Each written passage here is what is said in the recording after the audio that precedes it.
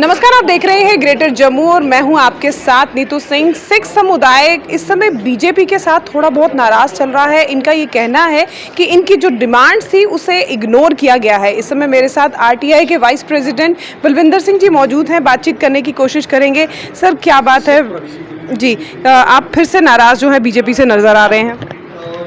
देखिए, आज की जो प्रेस कॉन्फ्रेंस हमने की है वो सिख प्रोग्रेसिव फ्रंट के बैनर के नीचे की है। आज से 4.5 महीने पहले भी हमने की थी, जो पार्लियामेंट की वोटिंग से 2 दिन पहले। उस वक्त भी हमने इनको आगाह किया था, वार्न किया था कि आपने कोई भी 10 साल के दौर में, 9 साल के दौर में जम्मू कश्मीर में हमारा कोई भी बड़ा काम नहीं किया। नारे तो सेंटर में बड़े लगते कि सबका साथ सबका विश्वास, लेकिन हमें नहीं लगा कि सबका साथ वाली बात जहाँ भी कोई है, माइनॉरिटीज़ हमारे साथ कोई डिस्क्रिमिनेशन बहुत बड़ी की गई। तो हमें अब उम्मीद आई, जब इलेक्शन का दौर आया, हमने तभी उनको कहा था भाई आने वाली स्टेट इलेक्शन से पहले कम से कम हमारी चीज़ों को कंसिडर किया जाए, लेकिन कोई सिंसियरिटी से उस चीज़ को कंसिडर नहीं किया गया। तो इसलिए हमने अब ये सोचा कि आज से कुछ दिन पहले बीजेपी के कुछ लोग हमारे पास आए भी थे, जिनमें सीनियर लोग थे, प्रिया सेठी जी थे, नरेंद्र सिंह जी थे, दुविंदर सिंह राणा जी थे, सिख डिमांड्स को पूछने के लिए। तो जब देखी उन्हें, तो उन्होंने सोचा चलो पुरानी गलतियों को ठीक करने से शायद इस पर ये अपने मैनिफेस्टो में कुछ बात रखेंगे। ये जो संकल्प पत्र जो देख रहे हो मेरे हाथ में है, ये बीजेपी का 44 पेजेस का मैनिफेस्टो है। तो सबसे पहले तो उनकी इंटेंशन यहीं से क्लियर हो जाती है, जब मैनिफेस्टो में उन्होंने जो पहले रखा है कमेटी जो बनाई, इस कमेटी के हेड निर्मल सिंह जी को बनाया गया। बाकी और मेंबर आप देख लीजिए, इसमें हिंदू भी रखे गए, मुस्लिम भी रखे गए, 4 मुस्लिम रखे गए, कश्मीरी पंडित रखे गए, राजपूत रखे गए, लेकिन सिख मेंबर नहीं रखा गया। क्या यहाँ पर वो नरेंद्र सिंह जी जो पार्टी में बड़े हाईली क्वालिफाइड हैं, नेशनल लेवल के जनरल सेक्रेटरी भी हैं, क्या उनको उस मेंबर नहीं बना सकते थे ताकि वो भी अपनी कौम की बात रख सकते? तो कहीं पर तो यही सर देख के पता चल सकता है, कहते किताब का पेज देख के ही पता चलता है उसका अंदर क्या होगा। तो ये पहला पेज देख के हमें एक्सपेक्ट था कि अंदर क्या निकलेगा। जो उसके बाद पहले तो कुछ कमिटमेंट्स निकली इनकी, नहीं कमिटमेंट नहीं, पहले निकली इनकी उपलब्धियाँ, अचीवमेंट्स। उसके बाद संकल्प, जिसकी कमिटमेंट कहते हैं 25 है, वो 20 उपलब्धियां हैं और 25 संकल्प हैं। इन 25 में से मैंने 25 को 25 बार पढ़ा होगा, मुझे सिख लफ्ज़ नहीं कहीं मिला। हमारे जो बीजेपी के कुछ लोग, अगर जो बीजेपी में हैं रिस्पेक्टेड लोग, मैं उनको कहूँगा शायद मैं ज़्यादा नहीं पढ़ा, इतना काबिल नहीं हूँ, मुझसे कहीं पर कोई रह गया। अगर आप मुझे ढूंढ के बताइए कि इस 25 में से सिखों की कौन सी डिमांड है। सो हमारे जो बेसिक मुद्दे थे, मैं उनसे बात आऊँ, पॉलिटिकल रिजर्वेशन। आपने जम्मू कश्मीर में डिलिमिटेशन की, सिखों की जहाँ डोमिनेशन थी आपने उसको बाइफरकेट कर दिया। अब सिख कहीं भी सिख नहीं जीत सकता। पॉलिटिकल रिजर्वेशन आपने SC ST OBC, पहाड़ी, गुज्जर्स और कश्मीरी पंडितों की मैं समझता पहले पूछता हूँ पॉपुलेशन कितनी है, सिखों से कहीं कम है। ठीक है, कश्मीरी पंडितों के साथ कश्मीर में बड़ा जुल्म हुआ, उनको जितना कंपेंसेट किया जाए कम, लेकिन अगर 350 कश्मीरी मरा तो 200-250 सिख भी मरा ना। क्या बीजेपी वालों को कश्मीरी पंडितों का दर्द है तो सिखों का दर्द नहीं है? सिखों का दर्द आपको क्यों नहीं दिखाई देता? सो मैं सबका साथ सबका विश्वास तब कहाँ चलता आपका? तो उनको 2 सीटें आपने दे दी। अगर आप चाहते तो सिखों के 1 सीट नहीं वहाँ दे सकते थे? मत एक तो पंडित वो भी हिंदू में भी आते हैं, हिंदू भी उनकी बात कर सकता है, सिखों की बात कौन रखेगा असेंबली में? असेंबली के अपर हाउस किस लिए होते हैं?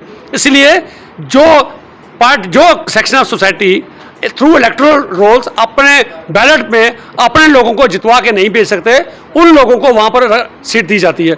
पर यहाँ पर वहाँ भी हमारा मजाक किया जाता है। 1 सीट हमें वहाँ चाहिए थी। जम्मू में 22 सीटें जो पीयूजे की थी, 8 सीटों को डिफ्रीज किया गया, उसमें भी आपने सिखों का जिक्र नहीं किया। तो ऐसा क्यों? उसके बाद हमारी थी डिमांड SRO 425, कश्मीर में नॉन माइग्रेंट कोटे में से सिख बच्चों को बाहर कर दिया गया, वो डिमांड थी। उसके बाद पंजाबी को जम्मू कश्मीर में ख़त्म कर दिया गया ऑलमोस्ट। जो JK-UT ऑफिशियल लैंग्वेज था, उनको उसमें से JK-UT बाहर निकाल दिया गया, ये हमारी डिमांड थी। प्राइमरी लेवल पे, हायर सेकेंडरी लेवल पे हमारे जो टीचर्स 13 जिनकी वैकेंसीज पड़ी हैं, वो भी LG साहब ने नहीं की। LG साहब ने हमारे साथ आश्वासन दिया था आज से 3 साल पहले कि मैं पंजाबी को प्रमोट करूंगा, लेकिन उसकी प्रमोशन कहाँ की गई? हाँ, एक चीज़ और मैं याद करा दूँ, पंजाबी की प्रमोशन में बात आई, हमें खुश करने के लिए आज से 4 साल पहले एक चेयर का गठन किया गया, एस्टेब्लिश की गई, गुरु नानक चेयर। वो चेयर इसलिए होती है, उसके पीछे एक राज होता है, रीज़न होता है कि इतने बड़े शख्स जिसके नाम की चेयर की गई है, उनकी सोच क्या थी, जो उसके बारे में आज तक रिसर्च हो चुकी है उससे आगे फर्दर जाया जाए। उसके लिए रिसर्च स्कॉलर अपॉइंट किए जाते हैं, रिसर्च की जाती है। आप सुन के हैरान होंगे। तो उसके लिए क्या किया गया? ये जो चेयर एस्टेब्लिश की गई, आरटीए में जब मैंने डाटा पूछा, उसका डाटा निकल के आया, आप सुन के हैरान होंगे, 2.5 लाख रुपये टोटल दिया। गुरु नानक साहब के नाम के सिखों के पहले गुरु, जगत गुरु जिसे हम गुरु नानक साहब कहते हैं, और मोदी साहब भी बड़ा क्लेम करते हैं 500 साल 50 साल उनका मनाया, वर्ल्ड वाइड मनाया। उनके लिए स्टेट ने क्या किया, गुरु नानक साहब की चेयर एस्टेब्लिश करके रख दी। और मैंने पूछा कितना खर्चा किया, कितने फंड्स है, आप सुन के हैरान होंगे। और अपनी कौम के लोगों को बताना चाहता हूं कितना घिनौना मजाक सरकार हमारे साथ करती है। कहते जी हमने कुछ कर्टन परचेज कर लिए 14,000 के, 50,000 की चेयर, विजिटर चेयर परचेज कर ली, 25,000 का एग्जीक्यूटिव टेबल परचेज कर लिया, रिवॉल्विंग चेयर परचेज कर ली 14,000 की, और 19,000 की पार्टी कर दी। मैं 1.5 लाख के करीब आपने खर्च कर दिया इन चीज़ों पे। अब वो वहाँ पर कमरे में ताला लगा है, अगले साल जनवरी में वो खत्म हो रही है चेयर, 5 साल के लिए होती है। पूछा कितने अपने रिसर्च स्कॉलर पॉइंट किए, कहते कोई भी नहीं। मैंने कहा कितनी रिसर्च, उन्होंने रिप्रेजेंटेशन सबमिट की वहाँ पर, कहते कोई भी नहीं। तो फिर ये इतना बड़ा घिनौना मजाक किसी से नहीं, हमारे गुरु नानक देव जी के साथ किया गया। चेयर एस्टेब्लिश करके आज आप जाइए यूनिवर्सिटी चेयर जाके देखिए, वहाँ रूम में ताला लगा हुआ है। ये मजाक नहीं है। तो ये हमारे जो मुद्दे सरकार ने कंसिडर नहीं किए।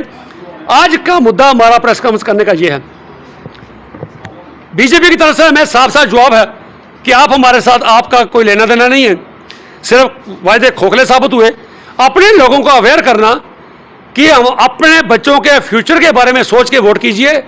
वोट की बहुत बड़ी कीमत होती है, किसी को इतना बल्क वोट देना और उससे कुछ लेना ना, सिर्फ दोस्ती के नाते मैं किसी को वोट दे दूं, ऐसा नहीं। कम से कम अपने बच्चों के फ्यूचर के बारे में सोच के ये चीज़ें जरूर पूछिए उनसे कि हमें पॉलिटिकल रिजर्वेशन चाहिए। इंडियन नेशनल कांग्रेस और एनसी का जो अलायंस हुआ है, जम्मू की 2 बड़ी सीटें हैं जहां पर सारे कंटेस्ट कर रहे हैं, सिखों की बहुत बड़ा वोट है। मैं इन पार्टी से दरख्वास्त करता हूं कि हमें रिटर्न कमिटमेंट, वो भी पब्लिकली, बंद कमरों में नहीं, बंद कमरों में कुछ भी कमिटमेंट की जा सकती है। मतलब बीजेपी से बाइकआउट कर रहे हैं? मैं बीजेपी से बाइकआउट करने का मेरा ओपन में ऐसा क्लेम नहीं कर सकता, जमहूरियत है। मैं लोगों को अवेयर कर सकता हूं ना। अब जब कहीं पर कोई इलेक्ट्रिक वायर जाती है तो उसके नीचे सरकार लिख देती है 440 वोल्ट है, 1100 वोल्ट है, इससे दूर रहिए। अब जाके को हाथ लगा के पकड़े, आप उसको रोक नहीं सकते, लोग पकड़ते भी हैं, मरते भी हैं।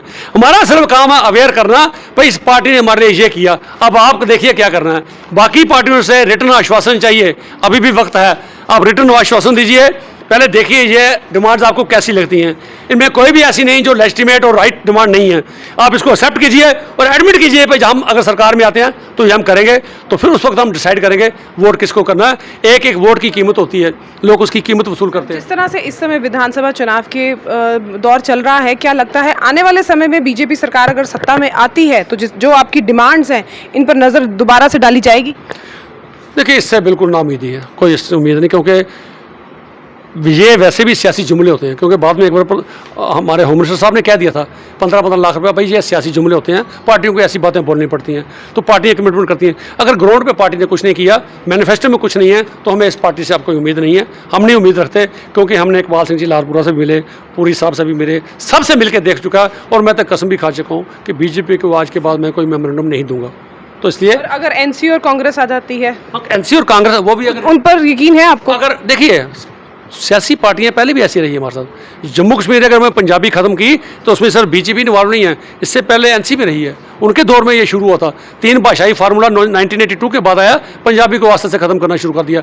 मैं ये नहीं कहूँगा कि यही बिल्कुल गलत था तो वो बिल्कुल ठीक थी ना, उन्होंने भी बहुत ज़्यादा हमारे साथ कुछ नहीं किया, उनकी भी कहीं ना कहीं कमजोरियाँ। हाँ, वक्त के साथ देखते हुए और खास करके सत्ता की चेयर पे पहुंचने के लिए कोई भी शख्स किसी भी हद तक चला जाता है। तो उम्मीद है कि अब उनको सत्ता की अगर है तो ये ज़रूर करेंगे, हमें एक रिटर्न कमिटमेंट ज़रूर देंगे और ओपन खुले में देंगे कि ये सिखों की ये डिमांड जेन्युइन है, हम इसे एक्सेप्ट करते हैं। हमारी अगर हम पावर में आते हैं तो डेफिनेटली 100 डेज़ के अंदर या 200 डेज़ के अंदर हम इसे इम्प्लीमेंट करेंगे। जैसे कि आपने देखा आज यहाँ पर एक सिख कम्युनिटी के द्वारा एक पत्रकार वार्ता की गई है जिसमें इनकी जो जेन्युइन डिमांड्स हैं उस पर रोशनी डालने की बात की गई है। इनका ये मानना है कि लंबे समय से आश्वासन पे आश्वासन इन्हें मिल रहे हैं, लेकिन कोई भी सरकार अपने मैनिफेस्टो में इनकी डिमांड्स को लेकर आगे नहीं आई।